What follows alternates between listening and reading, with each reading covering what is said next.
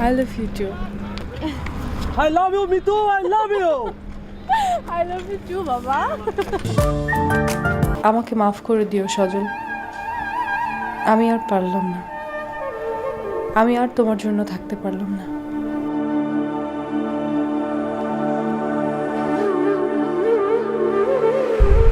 আচ্ছা ধরো আমি হঠাৎ মরে গেলাম, তুমি তখন কি করবে?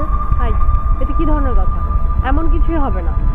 আর যদি তুমি সত্যি কখনো মরে যাও তাহলে হয় আমিও তোমার সাথে মারা যাব, আর না হলে তোমার মৃত্যুকে আমি আটকাবো। বাস।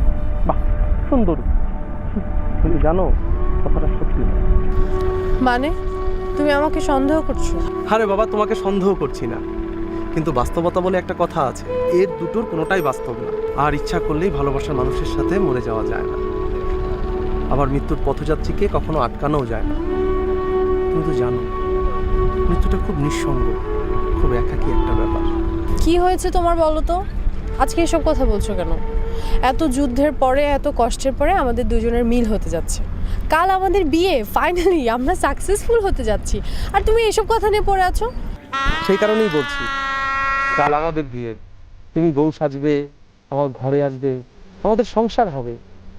আমার কতদিনের স্বপ্ন, কাল আমার পূরণ হতে যাচ্ছে। এই জন্যই তো একটু অবসাদ লাগবে, কি বল? আসলে আমার একদম বিশ্বাস হচ্ছে না কাল আমাদের বিয়ে। সত্যি আমাদের বিয়ে হবে? জানো, আমারও বিশ্বাস হচ্ছে না। শোনো, বউ সাজে প্রথমে আমি তো ঠিক আছে?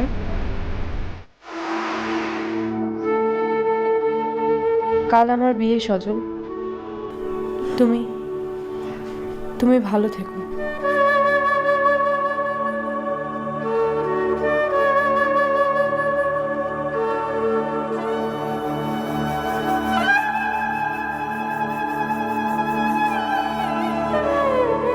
নিশ্চয়ই আমার উপর রাগ করেছিস, তাই না? আমি জানি তুই আমার উপরে রাগ করেছিস, কিন্তু তুই একদিন নিশ্চয়ই বুঝতে পারবি যে আমি যা করেছি তা ঠিক করেছি। মা, কেন এসব কথা বলছো? আমি তো তোমার কাছে কোনো অভিযোগ করিনি। তুই যদি অভিযোগ করতি তাহলে আমার জন্য সুবিধা হতো, কিন্তু তোর চোখ সমস্ত কষ্টের কথা বলে দিচ্ছে। সামনে তোর জীবনটা অনেক বড় লম্বা, এই জীবনে তুই একা একা কিভাবে পথ চলবি মা? তাই তো তোর জন্য আমি এই বিয়ে ঠিক করেছি। দেখবি তুই নিশ্চয়ই সুখী।